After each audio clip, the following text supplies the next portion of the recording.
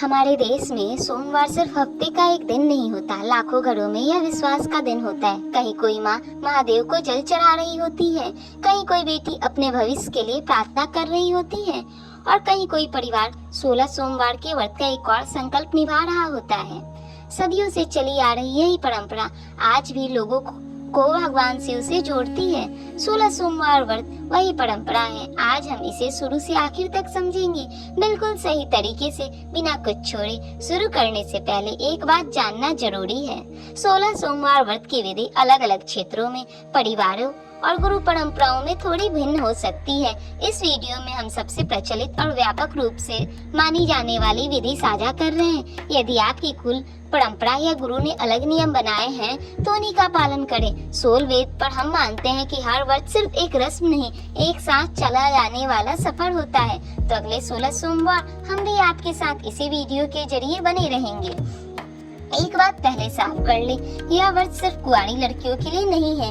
लोक मान्यता है कि माता पार्वती ने भगवान शिव को पति के रूप में पाने के लिए कठोर तपस्या की थी। इसी कारण 16 सोमवार व्रत भी भगवान शिव और माता पार्वती की कृपा प्राप्त करने का एक अत्यंत लोकप्रिय व्रत माना जाता है।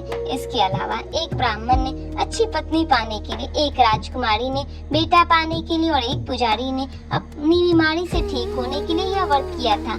मतलब यह व्रत हर उस इंसान के लिए जिसको कोई गहरी इच्छा अधूरी है, चाहे वो शादी हो, सेहत हो, इंसान या मन की शांति ही भी सोमवार से शुरू किया जा सकता है। हालांकि सावन मास, चैत्र मास, वैशाख मास या किसी सोमवार से आरंभ करना विशेष फलदायी माना गया है। अगर सावन का पहला सोमवार ना मिले तो दूसरे या तीसरे सोमवार से शुरू कर ले। शुरू करने के बाद लगातार 16 सोमवार व्रत रखना होता है, बीच में छोड़ना नहीं। 17वें सोमवार को उद्यापन करके व्रत पूरा होता है। अब बात करते हैं व्रत के आहार की। यही वह हिस्सा है जहाँ सबसे ज्यादा भ्रम होता है। परंपराओं के अनुसार नियम अलग अलग हो सकते हैं। अधिकांश लोग दिन भर फल, दूध या फलाहार लेते हैं। कुछ लोग निर्जल व्रत रखते हैं, जबकि कुछ एक समय सात्विक भोजन भी करते हैं। यदि आप किसी विशेष गुरु परंपरा या पुस्तक का पालन करते हैं तो उसी के अनुसार व्रत रखें। यदि फलाहार करें तो सामान्य नमक की जगह सेंधा नमक का प्रयोग करें। व्रत के दौरान यथासंभव सात्विक आहार ग्रहण करें तथा लहसुन, प्याज, मांस, मदिरा और अन्य तामसिक भोजन से बचें। 16 सोमवार व्रत कथा में गेहूं, घी और गुड़ से बने चूरमे का विशेष महत्व बताया गया है। कई परिवारों में शाम की पूजा के बाद यही चूरमा भगवान शिव को अर्पित किया जाता है और प्रसाद एवं भोजन के रूप में ग्रहण किया जाता है। पूजा के लिए क्या क्या चाहिए? शिवलिंग या शिव पार्वती की तस्वीर या फिर मंदिर भी जा सकते हैं। गंगा जल, साफ जल, दूध, दही, घी, शहद, गुड़। पंचामृत के लिए चंदन, अक्षत, रोली, बेलपत्र, धतूरा, सफेद फूल, सफेद आँख, मदार के पुष्प, धूप, दिया, मौली, नैवेद्य, भस्म। चूरमे के लिए गेहूं का आटा, घी और गुड़। जो सामग्री उपलब्ध न हो उसके बिना भी श्रद्धा से पूजा की जा सकती है। अगर यह सब जुटाना मुश्किल लगे तो सोल वेद की वेबसाइट पर 16 सोमवार व्रत किट मिल जाती है। इसमें यह सब एक ही बॉक्स में आता है।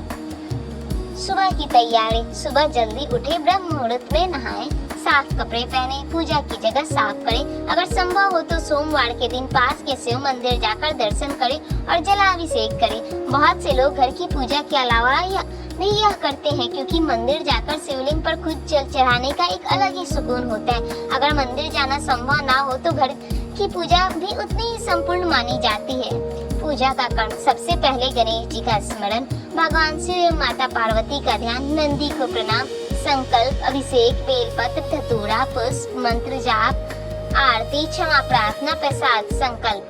हाथ में जल, अक्षत और फूल लेकर बोले, मैं भगवान शिव पार्वती की कृपा और अपनी मनोकामना पूरी करने के लिए 16 सोमवार व्रत करती हूँ। अगर विस्तृत संकल्प करना चाहें तो अपना नाम और गोत्र जोड़कर यह भी बोल सकते हैं। ममोपात समस्त दूरित छय द्वारा श्री शिव पार्वती प्रीतयर्थ। अपना नाम, गोत्र, 16 सोमवार व्रत करिसये। शिवलिंग की पूजा। अभिषेक। जल और गंगा जल चढ़ाएं। दूध, दही, घी, शहद, चीनी, गुड़ मिलाकर पंचामृत चढ़ाएं। अभिषेक के अंत में पुनः शुद्ध जल अवश्य चढ़ाएं ताकि शिवलिंग पर चढ़े दुग्ध आदि पदार्थ साफ हो जाएं। चंदन का तिलक करें। अक्षत, फूल, बेलपत्र 3 पत्तियों वाला बिना टूटा हुआ चिकनी शिवलिंग की ओर रखते हुए धतूरा धतूरा चढ़ाएं। जहाँ उपलब्ध हो सफेद आंख मदार के पुष्प भी अर्पित किए जा सकते हैं। धूप दिया दिखाएं। ध्यान रखें, भगवान शिव की पूजा में सामान्यतः हल्दी, सिंदूर और तुलसी दल अर्पित नहीं किए जाते हैं। साथ ही बेलपत्र स्वच्छ, अखंड और कीट रहित होना चाहिए। मंत्र जप। सबसे पहले भगवान गणेश का स्मरण करें। ओम गंग गणपतये नमः 1 या 11 बार। इसके बाद भगवान शिव का पंचाक्षरी मंत्र ओम नमः शिवाय 108 बार या अपनी श्रद्धा अनुसार। फिर महामृत्युंजय मंत्र। इसके साथ यह मंत्र भी जोड़ा जा सकता है। ओम नमो भगवते रुद्राय 11 बार। इसके बाद शिव आरती करें और अंत में हाथ जोड़कर पूजा में हुई किसी भी त्रुटि के लिए भगवान शिव और माता पार्वती से क्षमा प्रार्थना करें। पूजा के बाद ही प्रसाद ग्रहण करें और दिन का व्रत पूरा करें। अब सुनिए यह कहानी पूरे विस्तार से, क्योंकि यह सिर्फ एक कथा नहीं, कई पीढ़ियों की अधूरी इच्छाओं की कहानी है जो इसी एक व्रत से पूरी हुई है। हर व्रत की शक्ति केवल उसकी पूजा में नहीं होती, उसकी कथा में भी होती है, क्योंकि कथा केवल घटनाएं नहीं सुनाती, वह उस व्रत के पीछे छिपा भाव समझाती है। एक समय भगवान शिव और माता पार्वती एक नगर में पहुंचे, जहाँ के राजा ने शिव जी का बहुत भव्य मंदिर बनवाया था। मंदिर की शांति और सुंदरता देखकर दोनों वहीं ठहर गए। बातों बातों में पार्वती जी ने कहा, नाथ आज इसी जगह चौपड़ खेलते हैं। शिव जी मान गए और खेल शुरू हुआ। ठीक उसी वक्त मंदिर का पुजारी वहां पूजा करने आए। उसने देखा दो लोग चौपड़ खेल रहे हैं, पर उसे नहीं पता था कि यह साक्षात शिव और पार्वती है। मजाक मजाक में पार्वती जी ने उनसे पूछा, बताओ आज जीत किसकी होगी। पुजारी जी ने बिना सोचे समझे जवाब दे दिया, शिव जी की। लेकिन खेल का नतीजा उल्टा निकला, जीत पार्वती की हुई। एक छोटी सी बात थी, पर पार्वती जी को लगा जैसे पुजारी ने जानबूझकर उनका अपमान किया। गुस्से में उन्होंने कह दिया, जिसने गलत भविष्यवाणी की उसे कोढ़ हो जाए। लोक कथा के अनुसार माता पार्वती के मुख से निकला सांप फलित हुआ और पुजारी कुष्ठ रोग से पीड़ित हो गया। पुजारी को समझ नहीं आया कि उसकी छोटी सी गलती की इतनी बड़ी सजा क्यों मिली। धीरे धीरे उसका शरीर रोग से घिरने लगा। फिर भी वह हार नहीं माना। रोज मंदिर आता, दिया जलाता, पूजा करता, मन ही मन भगवान से गुहार लगाता। लोग उससे कतराने लगे, पर वह भगवान की सेवा नहीं छोड़ता।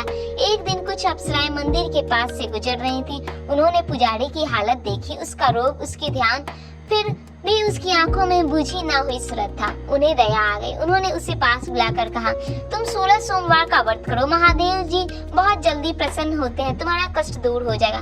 पुजारी ने उत्सुकता से विधि पूछी। अप्सराएं ने समझाया, हर सोमवार स्नान करके शुद्ध मन से शिव जी की पूजा करना, शाम को गेहूं के आटे को गुड़ घी से चूरमा बनाना और भगवान को अर्पित करना, और यही विधि लगातार 16 सोमवार तक बिना नागा के दोहराना। पुजारी ने ठीक वैसा ही किया। हर सोमवार वही निष्ठा, वही चूरमा, वही प्रार्थना। धीरे धीरे उसका रोग कम होने लगा। जैसे जैसे सोमवार बीतते गए उसका शरीर भी ठीक होता गया। कुछ समय बाद भगवान शिव और माता पार्वती फिर उसी मंदिर लौटे। पार्वती जी ने पुजारी को देखा, स्वस्थ, प्रसन्न, पहले से बिल्कुल अलग। उन्हें एहसास हुआ कि उनकी एक पल की नाराजगी ने इसे साधारण से पुजारी को कितना बड़ा दुख दे दिया। पर यह भी सच था, उसी दुख से निकलने का रास्ता उन्हीं की कृपा वाले व्रत में छिपा था। लोक परंपरा इस कथा के माध्यम से यह संदेश देती है कि भगवान शिव अपने भक्तों की सच्ची श्रद्धा, निष्ठा और समर्पण से शीघ्र प्रसन्न होते हैं। पुजारी का एक पुराना मित्र था, एक ब्राह्मण जो बहुत गरीब और अकेला था। ना घर ठीक, ना परिवार, ना कोई सहारा। पुजारी ने अपनी कहानी उसे सुनाई और कहा, तुम भी यह व्रत करो, महादेव तुम्हारी भी सुनेंगे। ब्राह्मण ने श्रद्धा से 16 सोमवार का व्रत शुरू किया। व्रत पूरा होने के कुछ समय बाद वह किसी काम से दूसरे राज्य गया। संयोग से वहाँ एक राजा की पुत्री का स्वयंवर हो रहा था। राजा ने प्रण लिया था, जिस भी युवक के गले में उसकी सजी धजी हाथनी माला डाल देगी, राजकुमारी का विवाह उसी से होगा। ब्राह्मण भी बस तमाशा देखने की नियत से एक कोने में जाकर बैठ गया। उसे खुद भी उम्मीद नहीं थी। हथनी पूरी सभा में घूमे, कई राजकुमारों और राजाओं के सामने से गुजरी और आकर माला उसी साधारण गुमनाम ब्राह्मण के गले में डाल दी। राजा ने अपनी प्रतिज्ञा निभाई और बड़ी धूमधाम से राजकुमारी का विवाह उस ब्राह्मण से करा दिया गया। विवाह के बाद दोनों सुख से रहने लगे। एक दिन राजकुमारी ने अपने पति से पूछा, आपने ऐसा कौन सा पुण्य किया था जो इतने राजकुमारों को छोड़कर हथनी ने आपको चुना। ब्राह्मण ने बताया, मैंने भगवान शिव की कृपा पाने के लिए श्रद्धा पूर्वक 16 सोमवार का व्रत किया था। उसी के पुण्य से मुझे यह सौभाग्य प्राप्त हुआ। यह सुनकर राजकुमारी को अपनी एक अधूरी इच्छा याद आई। उसे संतान चाहिए थी। उसने भी वही व्रत उतनी ही श्रद्धा से किया। कुछ समय बाद उसके घर में एक स्वर्ग गुण संपन्न पुत्र ने जन्म लिया। बेटा जब बड़ा हुआ तो एक दिन माँ से पूछा, माँ किस पुण्य के कारण मुझे आपकी संतान होने का सौभाग्य मिला। राजकुमार ने उसे भी पूरी कथा सुनाई। वह सुनकर बेटे के मन में भी एक इच्छा जागी और उसने भी अपने लिए 16 सोमवार का व्रत शुरू किया। यही है इस व्रत की सबसे खूबसूरत बात। यह एक पीढ़ी की कहानी नहीं है। एक पुजारी की ईमानी से शुरू हुई श्रद्धा एक अकेले ब्राह्मण के घर बस गई, एक माँ की गोद भर गई और आखिर में बेटे तक पहुँच गए। हर किरदार अलग था, हर इच्छा अलग थी। बीमारी से मुक्ति, जीवन साथी, संतान, लेकिन रास्ता एक ही था और वह था सच्ची श्रद्धा से निभाया गया यह व्रत। शास्त्रों और लोक परंपराओं में कहा गया है कि जो श्रद्धा, नियम और सच्चे मन से यह व्रत करता है उस पर भगवान शिव की कृपा बनी रहती है और उसकी मनोकामनाएं पूर्ण होने का आशीर्वाद प्राप्त होता है। भोग और प्रसाद। गेहूं के आटे, घी और गुड़ से चूरमा बनाएं। चूरमे के 3 हिस्से करें। एक हिस्सा शिव जी को अर्पित करें, एक हिस्सा घर वालों या जरूरतमंदों में बांटें, एक हिस्सा खुद प्रसाद के रूप में ग्रहण करें। आरती करके पूजा करें। कई परंपराओं में चूरमे का प्रसाद ग्रहण करके व्रत पूर्ण किया जाता है। कुछ परिवार इसके साथ फलाहार या सात्विक भोजन भी करते हैं। उद्यापन विधि। 16 सोमवार पूरे होने के बाद 17वें सोमवार को उद्यापन करते हैं। इसे थोड़े बड़े स्तर पर किया जाता है। नहाकर साफ कपड़े पहने, शिव पार्वती की पूरी विधि से पूजा करें। शिवलिंग पर पंचामृत और जल चढ़ाएं, बेलपत्र, फूल, धूप, दिया अर्पित करें। 16 सोमवार की पूरी कथा एक बार फिर से पढ़े या सुने। इस बार थोड़ा ज्यादा मात्रा में चूरमा बनाकर भोग लगाएं। ब्राह्मण, कन्या, जरूरतमंद लोगों को भोजन, कपड़े या दान दें। सबको प्रसाद बांटे। भगवान शिव से प्रार्थना करें। व्रत पूरा होने की खुशी मनाएं। उद्यापन में भगवान शिव पार्वती की विशेष पूजा, कथा, हवन यदि संभव हो। ब्राह्मण अथवा जरूरतमंदों को भोजन एवं दान प्रसाद वितरण का विशेष महत्व माना गया। दान कितना देना है इसकी कोई तय सीमा नहीं होती है। जो आपकी श्रद्धा और सामर्थ्य उतना ही काफी। यदि संभव हो तो उद्यापन के दिन ब्राह्मण, शिव भक्तों या जरूरतमंद लोगों को भोजन कराएं। यथाशक्ति दक्षिणा दे और सभी को चूरमे का प्रसाद वितरित करें। लोक मान्यता है कि श्रद्धा, नियम और सदाचार के साथ किया गया यह व्रत भगवान शिव की कृपा प्राप्त करने तथा विवाह, संतान, स्वास्थ्य, सुख, शांति और अन्य शुभ मनोकामनाओं की पूर्ति का माध्यम बनता है। पुजारी की बीमारी हो, ब्राह्मण का अकेलापन हो या फिर राजकुमारी की अधूरी ख्वाहिश, हर कहानी में एक ही धागा है। श्रद्धा से किया गया यह व्रत इंतजार को पूरा करता है। व्रत का सबसे बड़ा फल केवल मनोकामना की पूर्ति नहीं बल्कि श्रद्धा, अनुशासन और भगवान शिव के प्रति अटूट विश्वास का जागरण है। जब भाव सच्चा हो तो हर सोमवार केवल एक तिथि नहीं रहता, वह महादेव से जुड़ने का एक अवसर बन जाता है। यह वीडियो शिव भक्ति, परंपरा, लोक मान्यताओं, प्रचलित 16 सोमवार व्रत कथा तथा विभिन्न धार्मिक ग्रंथों में वर्णित शिव उपासना की परंपराओं के अध्ययन के आधार पर तैयार किया गया।